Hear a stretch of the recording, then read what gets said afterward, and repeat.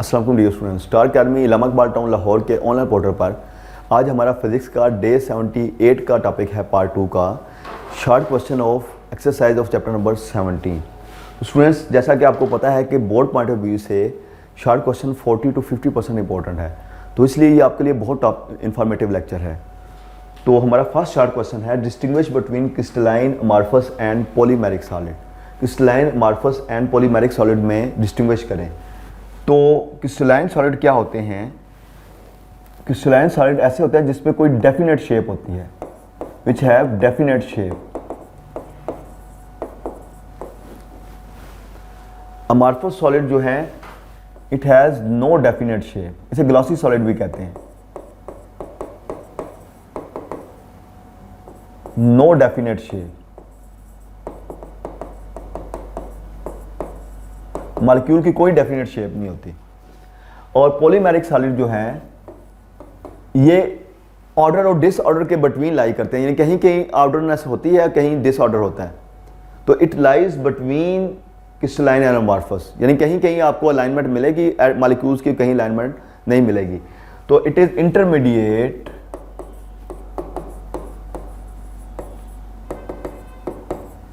Between order and disorder. कहीं order होता है, कहीं डिसऑर्डर होता है। तो इंटरमीडिएट स्ट्रक्चर होता है इनका, बिटवीन ऑर्डर एंड डिसऑर्डर। तो इसकी एग्जांपल्स भी आपको सोडियम क्लोराइड, पीवीसी, ठीक है। तो ये एग्जांपल्स भी स्टूडेंट्स आपको पता होनी चाहिए। तो नेक्स्ट हमारा शॉर्ट क्वेश्चन है define stress and strain. Stress और स्ट्रेन को डिफाइन करें। तो स्ट्रेस क्या होता है? स्ट्रेस होता है force per unit area applied to produce deformation in the length, shape और वॉल्यूम ऑफ द सॉलिड। जब आप फोर्स अप्लाई करते हैं लेंथ, वॉल्यूम या शेप में चेंज करने के लिए सॉलिड की, that force per unit area is called stress. तो चूंकि हम 3 किस्म की चेंजिंग करते हैं, तो ये स्ट्रेस 3 टाइप्स की होती है: tensile, volumetric and shear. Tensile stress में क्या होता है कि force per unit area applied to produce change in length. तो इसमें हम लेंथ में चेंज करने के लिए फोर्स अप्लाई करते हैं। सेम इसका फार्मूला है, इसका यूनिट होता है न्यूटन पर मीटर स्क्वायर या पास्कल भी प्रेशर की टर्म में। वॉल्यूमेट्रिक स्ट्रेस में क्या होता है? Force per unit area applied to produce change in the volume of solid. Volume में चेंज करने के लिए जो फोर्स अप्लाई करेंगे that is volume stress. Shear stress क्या होता है? Force per unit area applied to produce change in the shape of the volume, shape of the solid. ये कैसे हो सकता है कि अगर आपके पास ये क्यूबिक सॉलिड हो, आप उसको किसी एक फेस को पुश करें तो ये वो फेस जो है वो इस तरह आगे बेंड हो जाएगी, तो वो एक शेप चेंज हो जाएगी उसकी, और जो नया एक स्ट्रक्चर बन जाएगा जो कि क्यूबिक नहीं होगा। तो ये जो फोर्स पर यूनिट एरिया आप अप्लाई करते हैं to produce change in the shape of the solid is called shear stress. इसके बाद स्टूडेंट्स नेक्स्ट आ गया स्ट्रेन क्या होती है। स्ट्रेन है measure of deformation in the solid, कितना बिगाड़ पैदा हो रहा है। या इसकी दूसरी डेफिनेशन है fractional change in length, volume और शेप। तो fractional change in length, volume और shape of solid is called strain. अब चूंकि 3 किस्म की चेंजिंग हो रही है, लेंथ, वॉल्यूम और शेप, तो स्ट्रेन भी 3 टाइप्स की होती है: टेंजाइल, वॉल्यूमेट्रिक एंड शियर। तो टेंजाइल स्ट्रेन क्या है? Delta L over L. Change in length, fractional change in length due to applied tensile stress. Stress की वजह से जो फ्रैक्शनल चेंज आएगा लेंथ के अंदर that is tensile strain. Volumetric strain में क्या होता है? Delta V over V, fractional change in volume due to applied volumetric stress.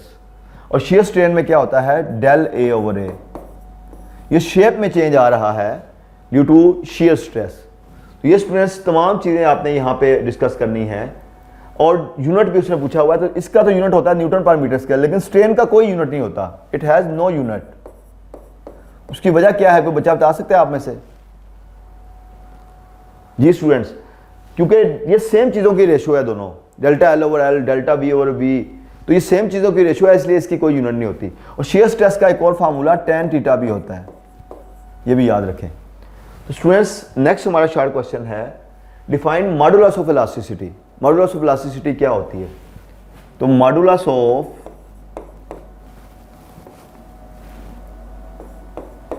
Elasticity क्या होती है?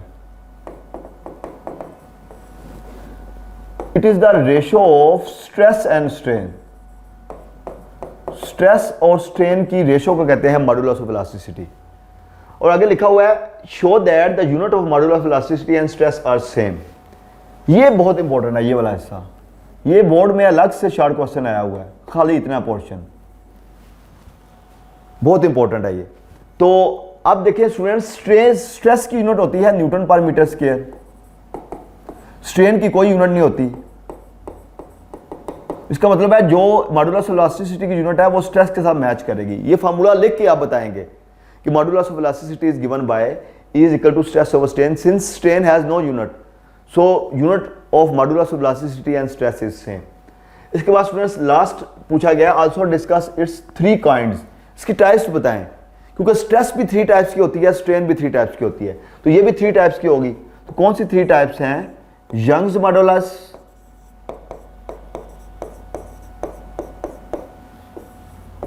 Bulk modulus and shear modulus. इसकी 3 टाइप्स हैं। यंग मॉडुलस क्या है? It is the ratio of tensile stress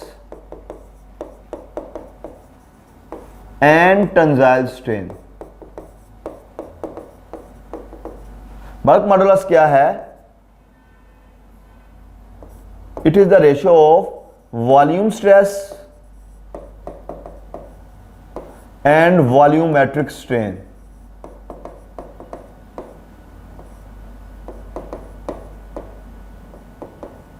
और shear मॉडुलस क्या होता है? It is the ratio of shear stress and shear strain.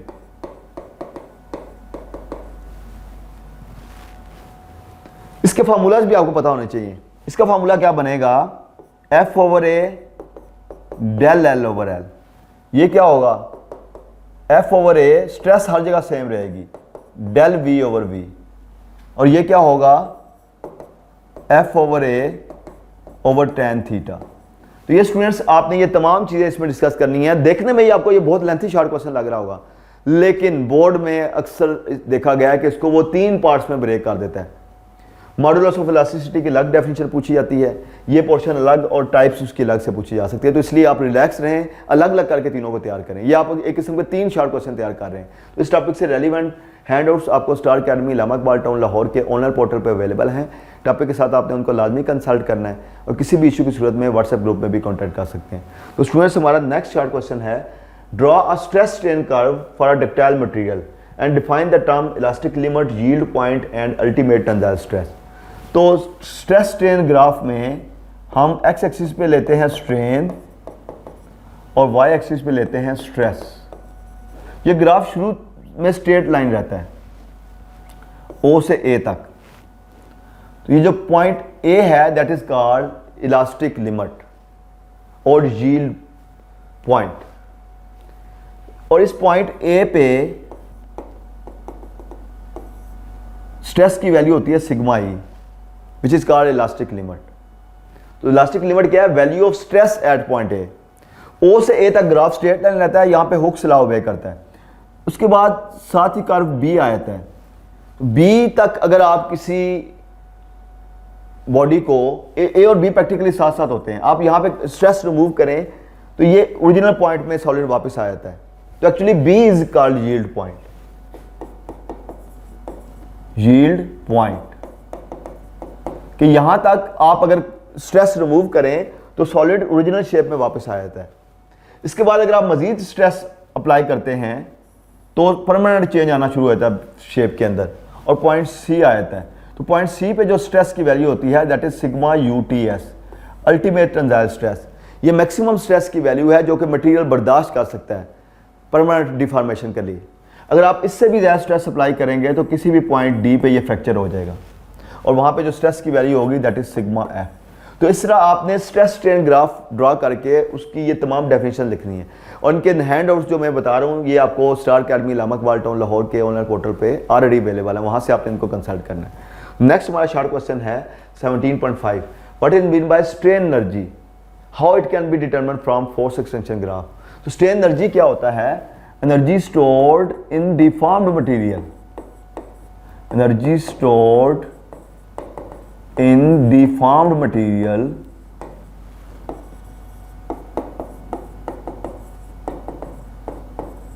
in the form of elastic potential energy।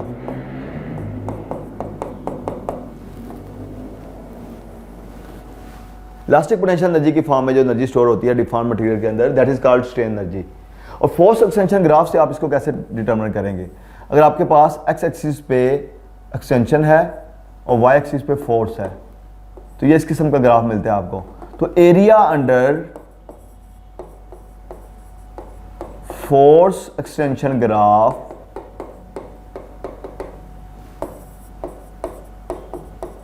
Gives strain energy, ये strain energy देता है जी। ये अगर triangle बन रही है तो इसके एरिया कैसे होगा, स्ट्रेन एनर्जी हो जाएगी यहां पे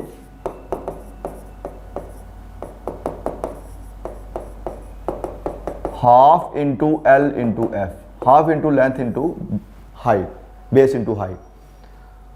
तो नेक्स्ट स्टूडेंट हमारा शॉर्ट क्वेश्चन है 17.6, describe the formation of energy bands in solid. बताएं सॉलिड में एनर्जी बैंड्स किस तरह बनते हैं। तो एक आइसोलेटेड एटम के अंदर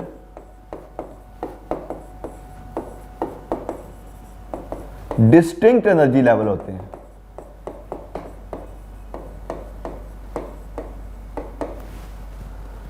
लेकिन जब आप दो एटम्स को करीब लेके आते हैं तो एक लेवल दो पार्ट्स में स्प्लिट हो जाता है। जब आप n एटम्स को करीब लेके आते हैं सॉलिड के तो एक एटम n छोटे छोटे सब एनर्जी लेवल में डिवाइड हो जाता है, तो हम उनमें डिस्टिंग्विश नहीं कर सकते and it forms a continuous energy band. होते वो डिस्क्रीट अलग अलग एनर्जी लेवल्स लेकिन वो कॉन्टिन्यूस एनर्जी बैंड बना देते हैं। तो वो एनर्जी बैंड हर जगह बनते हैं। हमारे लिए दो एनर्जी बैंड इंपॉर्टेंट है, कौन से, valence band and conduction band. Valence band क्या होती है, जो वैलेंस शेल में बनती है और इसमें वैलेंस इलेक्ट्रॉन होते हैं। Energy band that occupies valence electron is called valence band. Conduction band कहां पे बनती है, it is at conduction level, जो वैलेंस लेवल से भी ऊपर होता है, and it occupies free electrons, इसमें फ्री इलेक्ट्रॉन्स होते हैं। तो इन दोनों बैंड्स का जो डिस्टेंस है ये डिसाइड करता है कि आपका मटेरियल क्या है, कंडक्टर है, इंसुलेटर है या सेमीकंडक्टर है। तो कैसे डिस्टेंस डिसाइड करेगा कि अगर आपके पास कंडक्टर है तो कंडक्टर में वैलेंस बैंड, ये ऊपर का कंडक्शन बैंड आ गई और ये वैलेंस बैंड आ गई, ये आपस में ओवरलैप की होता है इन्होंने, ये ऊपर जाते हुए एनर्जी बढ़ रही है तो इनकी आपस में ओवरलैपिंग होती है इस तरह से। तो किसी भी लंबे इलेक्ट्रॉन यहां से इधर शिफ्ट कर जाते हैं, it contains large number of free electrons और इसलिए ये इजीली कंडक्ट करते हैं।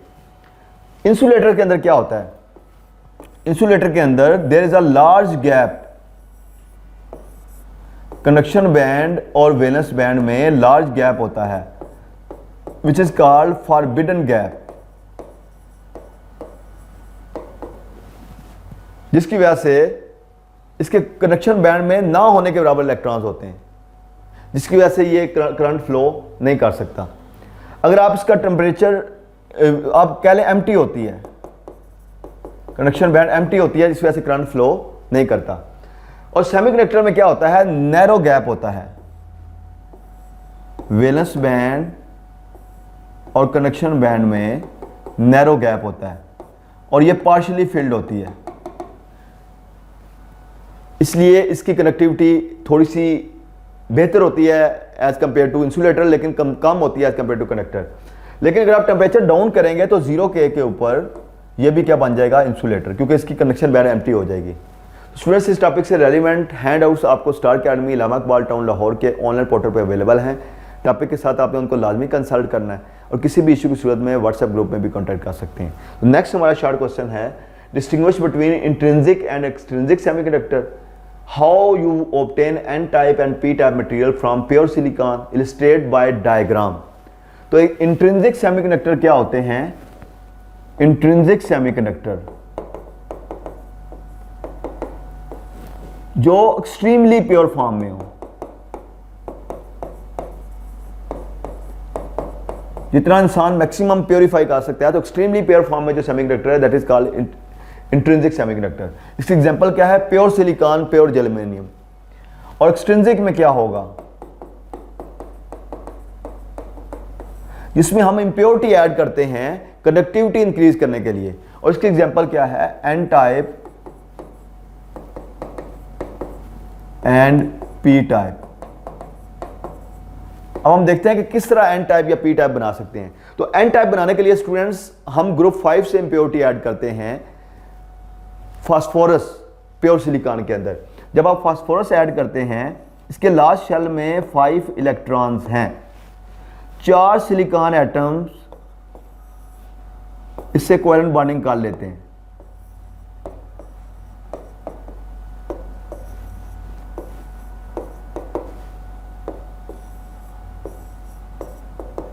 और ये 5th इलेक्ट्रॉन है, ये फ्री हो जाता है, जिसकी वजह से कंडक्टिविटी बढ़ जाती है, और इसलिए हम इसे कहते हैं एन टाइप, क्योंकि इसमें इलेक्ट्रॉन फ्री होता है, इलेक्ट्रॉन के ऊपर नेगेटिव चार्ज होता है, तो उस रेफरेंस से हम इसको एन टाइप कहते हैं।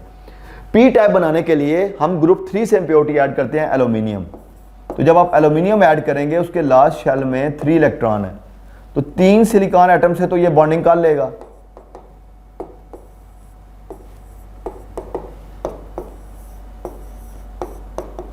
लेकिन इसके पास 4th लास्ट शेल में इसने 8 इलेक्ट्रॉन पूरे करने हैं, तो इसके पास तो 4th इलेक्ट्रॉन है ही नहीं। It will request some silicon atom कि आप मुझे अपना एटम बॉन्डिंग करवा दें इलेक्ट्रॉन से। तो यहाँ पे एक वैकेंसी डेवलप हो जाती है विच इज कॉल्ड होल। तो होल क्या है? Deficiency of electron in the covalent link, और ये अट्रैक्ट करती है नेगेटिव चार्ज को, इसलिए इसको हम, चूंकि अट्रैक्शन पॉजिटिव चार्ज की क्वालिटी है, इसलिए हम इस मटेरियल को कहते हैं पी टाइप मटेरियल। तो ये स्टूडेंट्स कंप्लीटली आप इसमें लिखेंगे इंट्रिंसिक एक्सट्रिंसिक की डेफिनेशन और एन टाइप और पी टाइप कैसे बनता है विद डायग्राम। इस चैप्टर के शॉर्ट क्वेश्चन हम थोड़े लेंथी भी हैं, लेकिन परेशान नहीं होना आपने, ये बहुत इजी है। नेक्स्ट हमारा शॉर्ट क्वेश्चन है, discuss the mechanism of electrical conduction by holes and electron in pure semiconductor. बताएं प्योर सेमीकंडक्टर में किस तरह कंडक्शन होती है इलेक्ट्रॉन और होल्स के थ्रू। तो ये अगर आपके पास सेमीकंडक्टर मटेरियल हो, आप इसको अटैच कर दें बैटरी के साथ, तो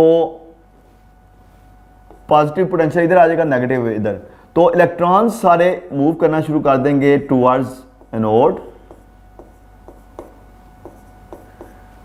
और होल्स मूव करना शुरू कर देंगे टुवर्ड्स कैथोड। तो टोटल जो इलेक्ट्रॉन होगा that is I electron plus I holes. तो सेमीकंडक्टर के अंदर दोनों किस्म के करंट फ्लो कर रहे होते हैं एट अ टाइम। इलेक्ट्रॉन्स और होल्स अपोजिट डायरेक्शन में ट्रेवल करते हैं, तो नेट करंट दोनों को ऐड करने से आता है, ठीक है जी। लेकिन बैटरी की कनेक्ट करने के बाद ऐसा होगा, अगर आप विदाउट बैटरी रखेंगे तो वो रैंडम मोशन में नेट करंट 0 होगा, बैटरी लगाने के बाद नेट करंट जो होगा दोनों को ऐड करने से आएगा। नेक्स्ट स्टूडेंट हमारा शॉर्ट क्वेश्चन है 18.9, write a note on super conductor.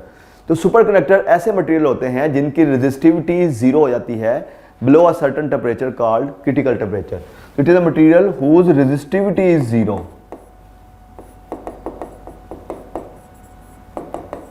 Below a certain temperature. तो अगर आप ग्राफ प्लॉट करें एक्स एक्सिस पे टेम्परेचर, वाई एक्सिस पे रो, तो ग्राफ कुछ इस तरह से आता है।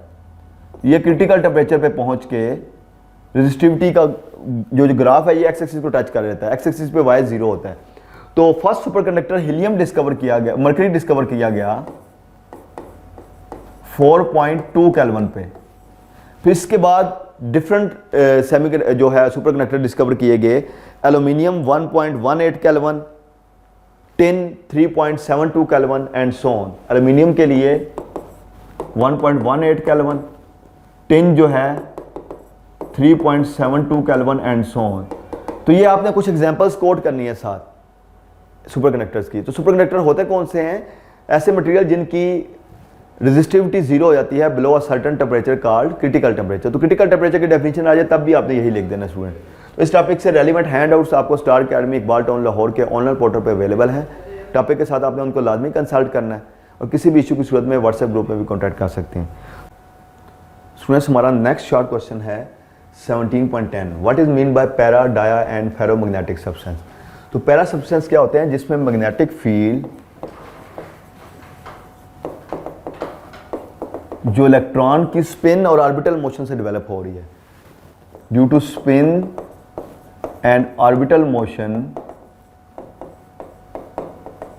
सपोर्ट ईच अदर, एक दूसरे को सपोर्ट करती है। ऐसे मटेरियल को कहते हैं हम पैरामैग्नेटिक मटेरियल। और डायमैग्नेटिक मटेरियल क्या होते हैं? जिसमें जो मैग्नेटिक फील्ड प्रोड्यूस होती है ऑर्बिटल और स्पिन मोशन की वजह से एक दूसरे को इफेक्ट कैंसिल कर देती है, जीरो कर देती है।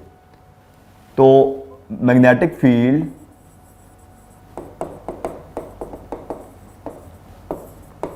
Due to orbital and spin motion cancel each other.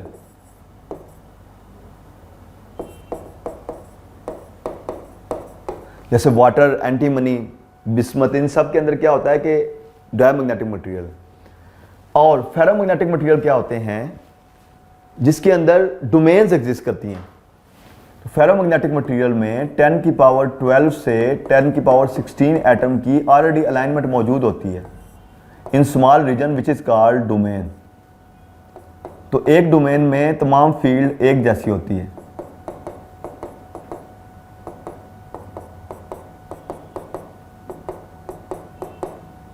तो जब आप ऐसे मटेरियल को मैग्नेटिक फील्ड में रखेंगे, फेरोमैग्नेटिक मटेरियल को, तो ये एक्सटर्नल फील्ड को बहुत ज़्यादा बढ़ा देते हैं।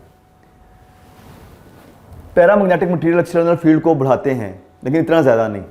फेरोमैग्नेटिक मटेरियल एक्सटर्नल फील्ड को रिड्यूस करते हैं। तो ये आयरन जो है ये फेरोमैग्नेटिक मटेरियल है। तो स्टूडेंट्स, हमारा आज का लास्ट शॉर्ट क्वेश्चन है, what is mean bye hysteresis loss. Hysteresis loss क्या होता है? तो energy lost in magnetizing and demagnetizing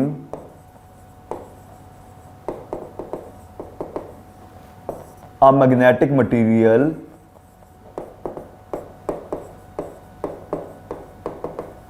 is called hysteresis loss। Magnetize और डीमैग्नेटाइज करने के लिए जो एनर्जी लॉस्ट होती है that is called hysteresis loss.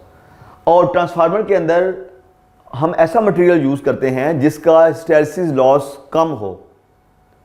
जो एरिया ऑफ लूप है it will give you measure of hysteresis loss. अगर लूप का एरिया कम है तो ऐसे मटेरियल को हम कहते हैं सॉफ्ट मैग्नेटिक मटेरियल। वो इजीली मैग्नेटाइज और डीमैग्नेटाइज हो जाते हैं, सॉफ्ट मैग्नेटिक मटेरियल। तो ट्रांसफार्मर के अंदर हम सॉफ्ट आयरन की कोर यूज करते हैं क्योंकि उसका हिस्टैरिसीस लॉस कम है। तो ऐसे मटेरियल यूज करेंगे जिनका हिस्टैरिसीस लॉस मिनिमम होता है, वो सॉफ्ट, क्योंकि उस वहां पे बार बार कॉन्टिन्यूसली मैग्नेटाइज डीमैग्नेटाइज हो रहा होता है। तो अगर आप हार्ड मैग्नेटिक मटेरियल यूज कर लेंगे जिसका हिस्टैरिसीस लॉस ज्यादा है तो वो मेल्ट अप कर देगा, उस ट्रांसफार्मर को मेल्ट कर देगा। तो ये स्टूडेंट्स हमारा आज का लास्ट क्वेश्चन था। इससे रेलिवेंट हैंडआउट्स आपको star academy Iqbal town Lahore के ऑनलाइन पोर्टल पर दिए गए हैं। टॉपिक के साथ आपने उनको लाजमी कंसल्ट करना है और किसी भी इशू की सूरत में आप व्हाट्सएप ग्रुप में भी कॉन्टैक्ट कर सकते हैं। तो इसके साथ स्टूडेंट्स हम आज का लेक्चर ख़त्म करते हैं। थैंक यू स्टूडेंट्स, अल्लाह हाफिज़।